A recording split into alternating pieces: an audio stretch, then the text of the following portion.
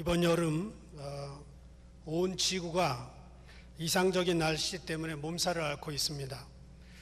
여러 나라에서 예상치 못한 폭염, 강력한 더위 때문에 사람들이 막 죽고 있습니다. 한국에는 지난주에 폭염주의보가 내렸는데 섭씨 35도, 화씨 95도 이상이면 그것이 이틀이 지속이 되면 폭염주의보가 내립니다.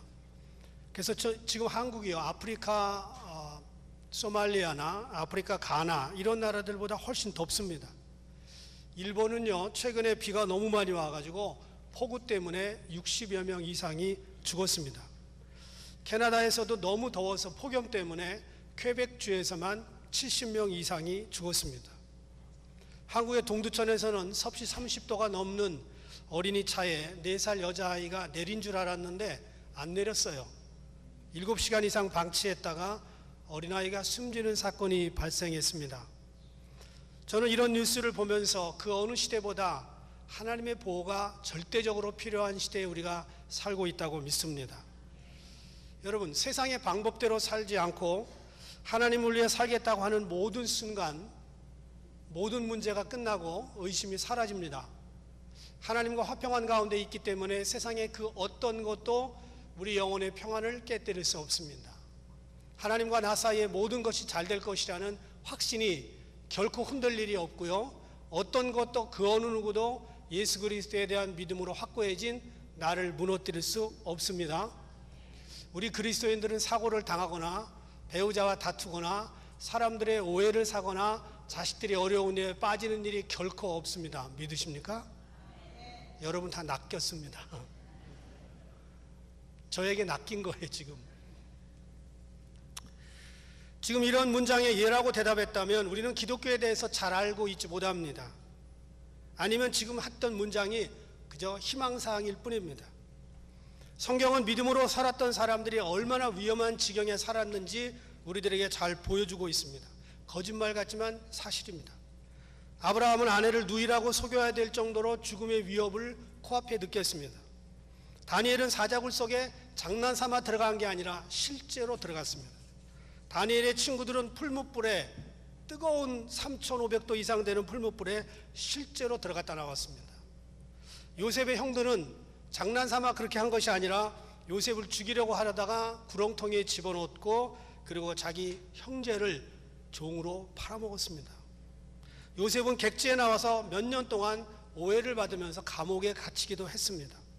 다윗 왕은 기름 부음을 받았지만 사울 왕의 살해 위협을 피해서 10년을 넘게 도망 다녔습니다. 우리는 성도로서 살면서 의심에 빠질 때가 있고요, 솟구치는 분노에 휩싸여서 감정을 잃어버리기도 하고요, 그리고 절망적인 고독에 빠지기도 합니다. 병원에 실려가는 일도 여전히 있고요, 망신스러운 싸움에 휘말릴 때도 있습니다. 억울한 비난을 말할 것도 없고 풀리지 않는 인생의 문제 때문에 괴로워합니다. 거기에다가 자식도 내 마음대로 잘 안 커줍니다. 기도한다고 성도들이라고 다 자식들이 잘 되고 성공적인 인생을 삽니까? 그렇지 않습니다. 여러분과 제가 모두가 다 자식 때문에 고통스러웠던 적이 있었을 거예요. 어느 분이, 이분이 기독교인인데요, 골프와 자식을 오죽하면 이렇게 비유를 했을까요? 첫 번째, 끝까지 눈을 떼면 안 된다. 두 번째, 안 될수록 때리지 말고 띄워줘야 된다. 세 번째, 잘못 때리면 다른 길로 삐져나가 삐뚤어지기 십상이다. 네 번째, 남들에게 자랑할 때 뻥이 들어간다. 다섯 번째, 비싼 레슨, 과외를 받아도 안 될 때가 있다. 여섯 번째, 18이 지나면 내가 할 수 있는 게 없다. 도대체 예수를 믿는다는 건 무슨 유익이 있을까요? 죽어서 천국 간다는 것 말고 이 땅에서 예수 믿는다는 사실 때문에 달라지는 게 뭐가 있어요? 고민하는 분들이 계실 거예요. 왜 예수를 믿어야 되는가? 베네핏이 없는데. 그러나 분명히 다른 게 있습니다. 우리는 매일 하나님의 보호 아래 살고 있습니다. 그리고 하나님의 임재가 우리 삶 속에 있습니다. 고통이 없다는 게 아니고요, 임재가 함께 한다는 겁니다. 매 순간 하나님 우리와 동행하십니다. 우리는 미국의 통치 말고 여전히 하나님의 통치권 아래 놓여 있습니다. 우리가 아침에 그냥 눈 뜬 게 아니에요. 하나님의 은혜로 일어났습니다. 어제 죽어간 사람들이 그렇게 원했던 아침을 우리는 거저받았습니다. 매일 그 생활이 그 생활인 것 같지만 하나님의 은혜로 내가 운전해서 교회에 오고 내가 가고 싶은 대로 간다는 것은 어떤 사람에게는 기적이라고 얘기했잖아요. 오늘 시편 121편은 성전에 올라가는 노래, 이런 제목이 붙어 있습니다. 오늘 본문은 하나님을 믿지만 여전히 혼란한 세상에서 살아야 되고 그 모든 문제들이 얽혀있는 삶의 한 복판에서 이러지도 저러지도 못하고 두려워 사는 우리들에게 현실적인 도움을 주고 있습니다. 1절에 보니까 나의 도움이 어디서 올까 하는 문장으로 끝나요. 나의 도움, my help. 여러분, 우리가 살면서 내 도움이 어디인가, 누구인가 이럴 때가 너무나 많잖아요. 어느 변호사가 나를 이기게 해줄 것인가, 어느 의사가 나를 고쳐줄 것인가, 어느 부동산 업자가 나에게 정말 좋은 집을 잘 소개해 줄 것인가, 어느 세무사가 나에게 세금을 싸게 할 수 있도록 소개해 줄 건가. 이런 전문가가 필요합니다. 또 전문가 아닌 것 같지만 아무것도 아닌데 안경을 맞출 때에도 우리는 내 힘으로 맞출 수가 없어요. 그 사람이 보라면 보고 쓰라면 쓰고 벗으라면 벗고 시키는 대로 해야 됩니다. 핸드폰을 바꿀 때에도 우리는 전문가의 도움이 필요해요. 나의 도움이 누군가에게서 옵니다. 제가 이 옷을 샀는데, 어거스타 몰에 샀는데 길어요. 소매도 길고. 그래서 김연옥 권사님께 갖다 줬더니 깔끔하게 나왔어요. 괜찮죠? 네.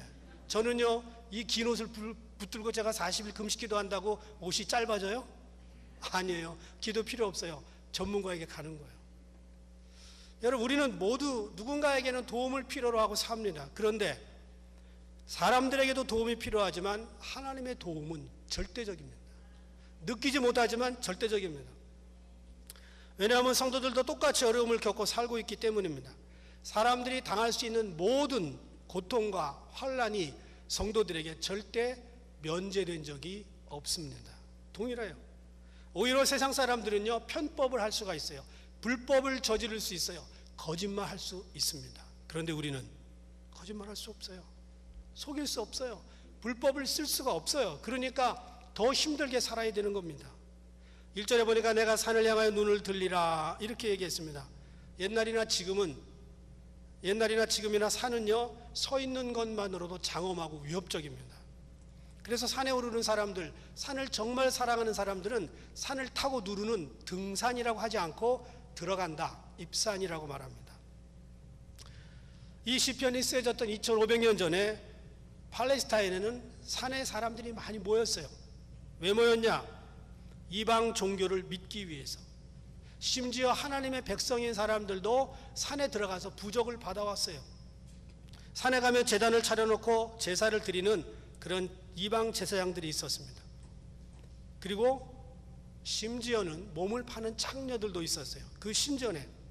그리고 방문객들에게 주문을 외워주고 필요하면 그리고 모든 부적을 팔기도 했습니다. 사람들은 언제 어디서 일어날지 모르는 화를 피하기 위해서 산으로 가서 도움을 청했습니다. 내가 산을 향하여 눈을 들리라, 그게 그 말이에요. 그런데 그들에게 태양신의 화를 피하라고 태양신의 부적을 팝니다. 그리고 달의 사악한 기운을 피하라고 달에 관한 부적도 팔았습니다. 이 땅에서 벌어지는 모든 악한 일이나 환난을 피하기 위해서 부적을 돈 주고 사오고 산에 가서 대신 제사를 드립니다. 자식이 좋은데 시집장가 가라고 거기에 맞는 비법을 종이 한 장에 받아옵니다. 이것이 오늘날 불교에 똑같이 남아 있습니다. 그런데 처음 시작된 불교는 그런 부적 장사를 하지 않았습니다. 1절에 보니까 내가 산을 향하여 눈을 들리라.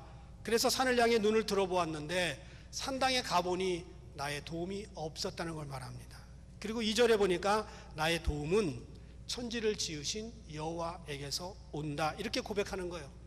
산에 가서 도움을 얻는 게 아니고 산을 만드신 하나님이 나를 도와주신다는 거예요.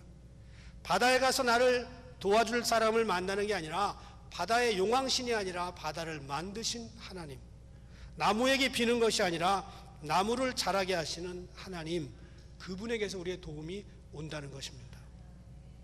그래서 예레미야 3장 23절 보니까 작은 산들과 큰 산 위에 떠드는 무리에게, 이방 제사장들이에요, 바라는 것은 참으로 허사라, 이스라엘 구원은 진실로 우리 하나님 여호와께 있다 그랬어요. 그래서 오늘 시편 기자가 말합니다. 6절에 낮에 해가 너를 상하게 하지 아니하며 밤의 달도 너를 해치지 아니한다. 여러분, 낮에 해가 여러분을 상하게 합니까? 대부분의 사람들은 건강하게 태양 밑을 다닐 수 있어요. 일사병으로 죽는 경우는 아프리카나 이런 경우에는 좀 있지만 대부분은 없습니다. 그런데 팔레스타인에서는 중동 지역에서는 낮에 해가 엄청난 위력을 가지고 있습니다. 성지순례 가보신 분들은 알겠지만, 또는 중동 지역에 일하러 갔다 오신 분은 알겠지만, 태양의 열기가요 장난이 아닙니다. 거의 살인적이에요. 요나서 4장 8절 보면 알아요. 해가 뜰 때에 하나님이 뜨거운 동풍을 준비하셨고, 해는 요나의 머리에 쬐매 요나가 스스로 죽기를 구하여 가로되 사는 것보다 죽는 게 낫다. 태양 쪼이는데 사는 게보다 죽는 게 나아요? 엄청나게 살인적인 태양의 더위라는 걸 말합니다. 밤의 달도 마찬가지예요. 사람의 몸에 치명적인 타격을 입힌다고 옛날부터 믿어왔습니다. 중동 지역의 들판에서 달빛을 맞으면서 잠을 자면요 현기증을 느끼기도 하고요, 심하면 정신 이상까지 오는 일이 있습니다. 미친 사람들, 정신 이상자들을 가리킬 때 영어로 스트로크라고 말합니다. 문스트로크. 옛날에는 정신병이 달빛의 영향에서 온다고 생각했습니다. 그래서 그 문이 나를 쏘이면 중풍, 스트로크와 똑같은 증상들이 나타난다. 그래서 문스트로크라고 얘기합니다. 어렸을 때 가끔 귀신 영화에 보면요, 으스스한 달밤에 달이 쫙 비치는데 사람의 몸이 비틀어지고요, 늑대가 됩니다. 그러고서 이제 이 사람 저 사람 밤새 물고 다니다가 새벽녘에 태양이 뜰 때쯤 되면 막 떨다가 사람이 돼요. 여러분 안 보셨어요? 저는 봤어요. 달도 공포의 대상입니다. 그 다음에 7절에 보니까 모든 환난을 면하게 하신다. 이 말은 히브리 말로 아시마르카 미칼라라는 뜻인데, 모든 환난으로부터 보존하신다는 말입니다. 이 말은 무슨 뜻이냐? 환난이 없다는 게 아니에요. 환난이 면제됐다는 게 아니고 환난은 있지만 지켜주신다는 뜻입니다. 성도들의 인생은 아무런 어려움도 겪지 않고 탄탄대로만을 가게 된다는 뜻이 절대 아니에요. 예수 믿으면 모든 게 잘 되고 복받고 그런 prosperity theology, 소위 말하면 기복신앙이 아니라는 거예요. 심지어 사망의 음침한 골짜기를 다닐 때가 있다 할지라도 하나님의 도우심은 여전히 내 옆에 있다는 약속입니다. 성경은 성도들에게 환난을 면제해 줄 것이라고 하는 어떤 암시도 주지 않습니다. 희미하게라도 그런 뜻을 내비친 적이 없어요. 오히려 믿음으로 살았던 사람들은 더 어려움을 겪었고요, 그렇게 살 각오가 되어 있어야, 십자가를 질 각오가 되어 있어야 나를 따라오라고 예수님이 말씀하신 거예요. 성도들은요 세상 사람들하고 똑같은 신문을 봅니다. 같은 차를 타고 다닙니다. 여러분, 성도들이 타고 다니는 차는 방탄에다가 무슨 사고 나도 찌그러지지 않는 그런 차 아닙니다. 같은 물을 마십니다. 같은 가게에서 물건을 삽니다. 같은 드라마를 보고 유혹을 받기도 합니다. 식료품하고 휘발유를 사기 위해서 성경을 펼쳐들고 오늘은 내가 어느 가스스테이션을 가야 될까 그러는 사람 없어요. 똑같이 기름 비싸다는 느낌을 받고 살고요, 여자들은 배춧값에 왔다 갔다 합니다. 그런데 다른 점은 하나님의 도우심이 어떤 상황에서도 존재한다는 것입니다. 8절에는 이렇게 약속해요. 너의 출입을 지금부터 영원까지 지키신다. 여러분, 인생 살면서 당하는 모든 환난과 어려움 속에서 하나님이 절대적인 도움이 되십니다. 하나님 우리를 지켜주는 분입니다. 지금부터 영원까지 지켜주신대요. 데살로니가전서 5장 23절 보니까 평강의 하나님이 친히 너희로 온전히 거룩하게 하시고 또 너희 온 영과 혼과 몸이 삼위일체로 우리 주 예수 그리스도 강림하실 때 흠없게 보존되기를 원한다 그랬어요. 중의도문도 이렇게 말합니다. 우리를 시험에 들게 하지 마시고 다만 악에서 구하옵소서. 이 말은 뭐예요? 시험이 있다는 얘기예요. 악이 존재한다는 거예요. 거기에서 구하게 해달라고 기도하라는 거예요. 고린도전서 10장 13절 보니까 사람이 감당할 시험 밖에는 너희에게 당한 것이 없나니 오직 하나님은 미쁘사 너희가 감당치 못할 시험당함을 허락지 아니하시고 시험당할 즈음에 또한 피할 길을 내사 너희로 능히 감당하게 하시느니라. 아멘. 어설프게 감당되는 게 아니고요, 억지로 감당하는 게 아니고요, 능히 감당하게 힘을 주신다는 말이에요. 아무리 바닷물이 많아도 배 안에 물이 들어오지 않으면 배는 안전합니다. 세상의 환란이 내 밖에는 있지만 내 안에 계시는 예수님이 이 모든 상황들을 컨트롤해 주시기 때문에 우리는 안전합니다. 믿음은 단순한 거예요. 나를 보호하시고 지켜주신다고 하는 그분에 대한 확신으로부터 시작하는 겁니다. 어떤 상황이 와도 지켜주시는 하나님에 대해서 조금도 의심하지 말아야 됩니다. 오늘 본문에 보면 지켜주신다는 말이 7번 나와요. 원래 히브리어 원문에는 8번 나오는데 한국어는 번역하면서 한 번을 생략합니다. 하나님에 대한 절대 확신, 이것은 부모님들에 대한 절대 확신을 가진 어린이와 같습니다.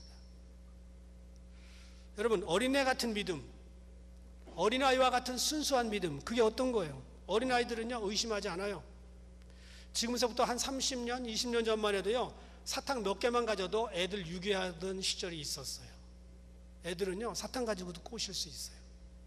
지금은 애들 스마트폰 줘도 잘 안 따라와요. 아이들은요, 아버지 어머니가 온 식구들과 함께 자살길을 떠나는 것도 모르고 차 뒤에 탑니다. 아빠 엄마가 주스에다가 독약을 탔어요. 그런데도 아빠가 주면 받아 마십니다. 그게 어린이에요. 우리에게 이런 믿음이 좀 필요하지 않겠어요? 하나님이 우리에게 어떤 상황을 주셔도 이 상황을 주신 분이 하나님이기 때문에 우리로 하여금 넉넉히 이기게 하실 것이다. 이런 믿음을 가져야 돼요. 우리가 신앙생활하면서 쉽게 빠지는 실수가 하나 있는데 하나님의 근무 시간과 장소에 대한 착각입니다. 하나님은 주일에만 근무하시는 줄 알아요. 아니에요. 하나님은 교회에서만 근무하시고 우리가 집에 가면 하나님은 교회 안에 혼자 여기 계신 줄 알아요. 아니에요. 하나님은요, 일주일 내내 근무하시고요, 영혼부터 영혼까지 근무하시고요, 교회에서만 근무하시지 않고 가정에서, 학교에서, 우리 직장까지 귀찮게 따라다니십니다. 그리고 내가 좀 악한 일을 하려고 그러면 마음속에서 툭 삐져나오셔가지고 노 이렇게 말씀하셔요. 몇 해 전에 텍사스에서 한 상점 주인이 권총 강도를 예수의 이름으로 쫓아냈어요. 가게예요. 거기 하나님이 계셔요? 계십니다. 권총 강도가 왔어요. 그 하나님이 상대할 수 있어요? 하실 수 있습니다. 그 장면이 고스란히 카메라에 담겼는데 저는 그 카메라 유튜브에서 보면서요, 깜짝 놀랐어요. 큰 은혜를 받았어요. 텍사스 프리스코에 있는 마리안 체드윅이라고 하는 수공예 용품 매장이었습니다. 권총 강도가 들어왔어요. 그러자 체드윅이 강도를 향해서 이렇게 얘기합니다. 예수의 이름으로 명하노니 썩 꺼질지어다. 그러면서 또 이렇게 얘기합니다. 성령의 힘으로 너를 묶어버린다. 저는요, 그 사람이 목사나 목사 와이프 정도 되는 줄 알았어요. 아니에요. 그런데 신기하게도 총을 든 강도가 뭔가에 눌린 듯 천천히 뒷걸음을 치면서 결국은 매장을 나가버렸습니다. 그 이후에 체드윅이 이렇게 얘기합니다. 그 당시 가게에 성령의 기운이 충만했었다. 아마 여러분 중에 어떤 사람은 비슷한 일을 당하신 분들은 이렇게 얘기할지 몰라요. 그거는 지혜롭지 못한 처사였다. 그러다가 죽으면 개죽음이다. 차라리 캐시 열어주고 몇십 불 가져가라고 그러고 뒤돌아서서 나 너 얼굴 안 봤다? 잘 가라. 이러는 게 더 현명하다고 생각할지 몰라요.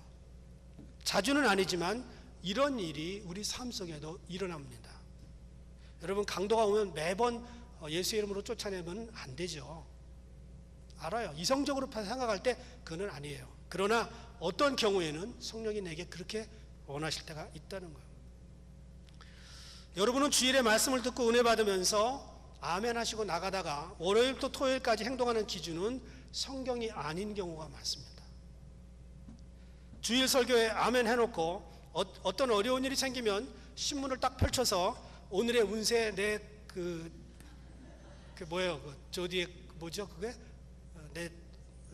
그거 따라가지고, 그리고 내가 소띠니까 쥐띠니까, 그리고 그걸 보고 58년 개띠 70 개띠 그게 우리하고 무슨 상관이 있냐고요.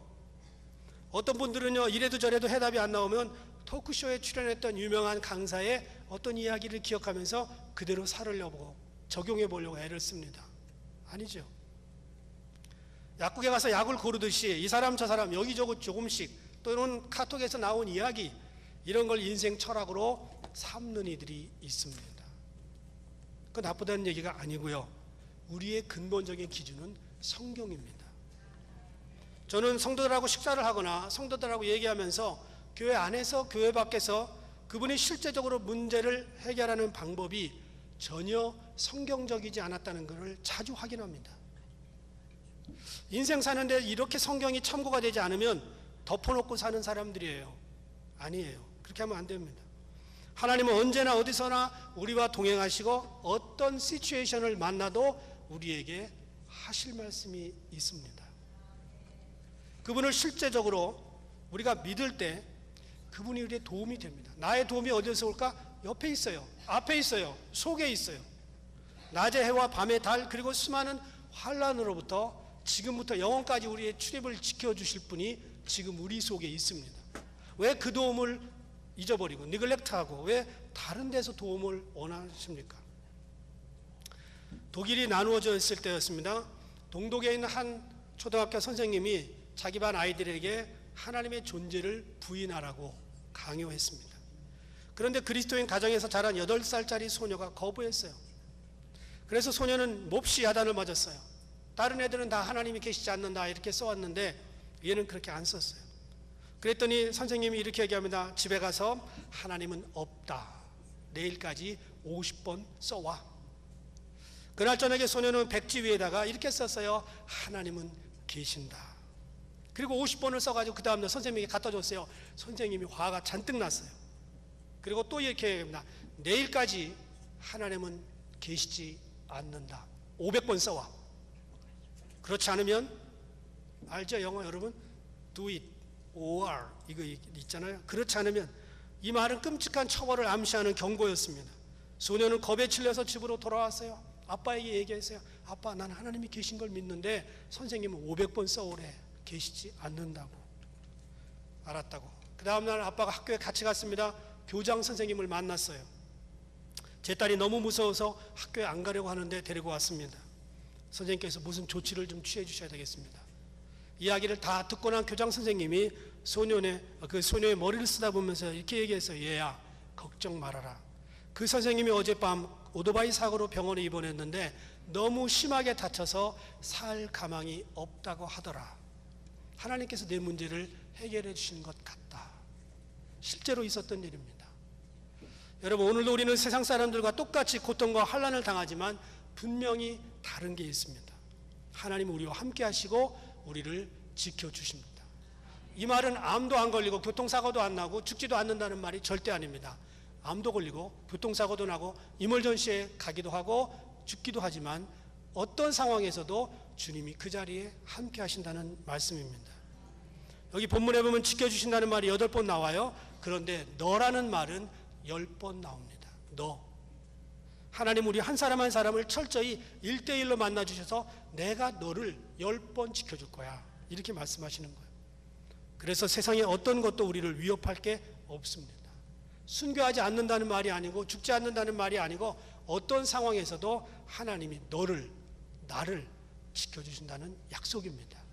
이 약속 붙들고 오늘 하루 사시고 한 주일 사시고 남은 인생 살 수 있는 저와 여러분 되기를 주의 이름으로 부탁합니다. 기도하겠습니다.